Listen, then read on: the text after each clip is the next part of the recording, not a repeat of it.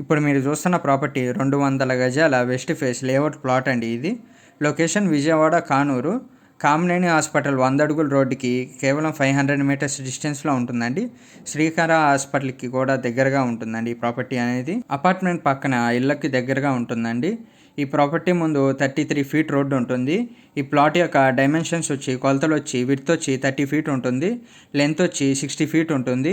Price వచ్చి per square yard 38,000 చెప్తున్నారు, slightly negotiable. Bank loan available, ready to construction.